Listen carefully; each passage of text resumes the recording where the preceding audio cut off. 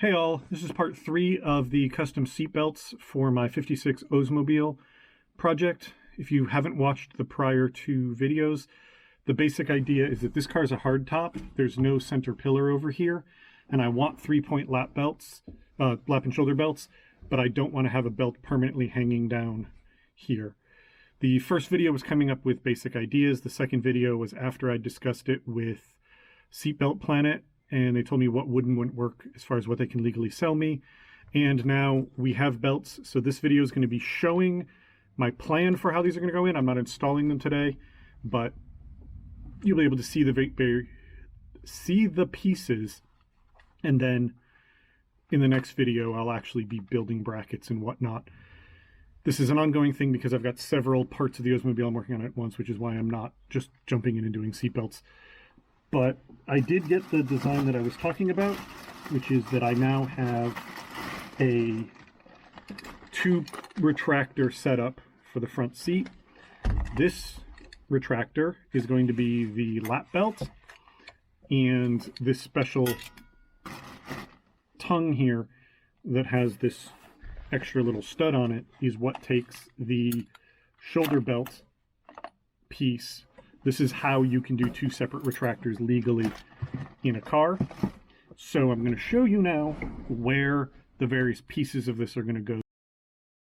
Okay, here we are where the retractor is going to mount. So this area, I cut back the headliner and just kind of rolled it back.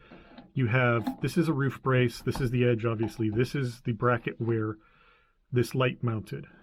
The plan is I'm going to cut this bracket off, and this is going to end up actually getting re-welded up a little bit higher, somewhere up here, so that I can still have the light in this area, but it won't interfere with the seat belt. And then I'm going to take the retractor, this is the unit for up here, and essentially it's going to end up there. Obviously, it's going to fit better once the bracket is gone, but this is essentially where it's going to be. This is going to allow it to tuck up very close to the ceiling. You can see it's not going to stick down very much. And then what I'm probably going to do once it's installed, when I do the headliner, I'm going to make a custom stainless plate for the front. Let's see if I can get this thing to stand. There, okay, now I can use both hands. I'm going to make a custom plate for the front where this comes out of stainless so that it kind of matches the rest of the trim. And either I'm going to make that plate wrap around, or more likely what I'm going to do is use the space that that plate gives me here to cut the replacement headliner material and have it wrap around here and around over here so that this looks as stock as possible. But this mounting place, there isn't a brace behind this chrome bow. There's just the headliner, but what I'm pretty sure I can do is add a support plate that comes up and over and down on this side that's welded to the roof in several places and welded to this in several places. That'll give me enough strength there that I feel confident that this will stay in place. And that plate will have a very short stud welded to it that this will slide over, and then a nut and bolt, or then a nut and washer will lock this in place. So that'll be basically there. And this allows me to reach up over my shoulder and just pull this down, and it works. So that's the plan for where this one's going to mount. It seems complicated, but it's actually pretty easy. Cut this bracket off, make a reinforcing plate that goes up in here. The hardest part is going to be welding it properly to the roof, because I have to worry about not warping the roof really badly, but I'm going to be doing that with plug welds.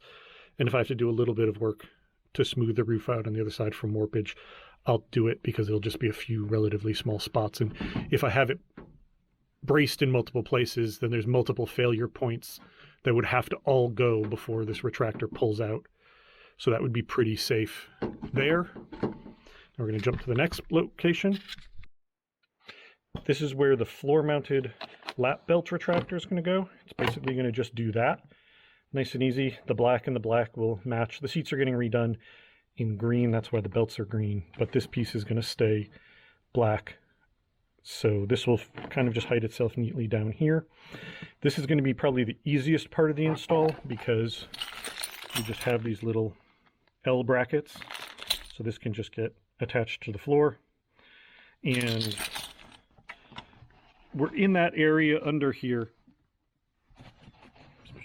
This piece is a cover that covers where the wires run, but I'm kind of in the border of where the inner rocker and inner floor are over here. So if I run the L bracket this way, it'll be in the floor. If I run it this way, it'll be inside the rocker. And I have the rocker open right now. I'm actually doing welding work on the inside here and then replacing this rocker. So at this point I can put the reinforcing plate in here if I decide I want to. A lot of it's going to be basically when I pull this piece out, what's flatter. It's looking like it just makes more sense to run the L bracket that way, in which case super easy. Drill a hole through once I know exactly where I want it so that I can find its location. On the other side, nice big steel plate with a nut welded to it. Bolt will go through, bolt into that nut, done. This is the easiest mounting point. And then the center mount point is just going to slide through the seat, and then it's going to be the same idea. It's going to be a bolt that goes through on the transmission tunnel, big plate on the inside of the transmission tunnel, done. So that mount point at the top is basically going to be the hardest. So the plan here for the rear seat belts, you can see these have an extra long bit of tang on them, and I could very easily just mount this up here, bolt through, plate, whole 9 yards, nice and easy, but obviously this would be very visible back here. There's no real way to hide that.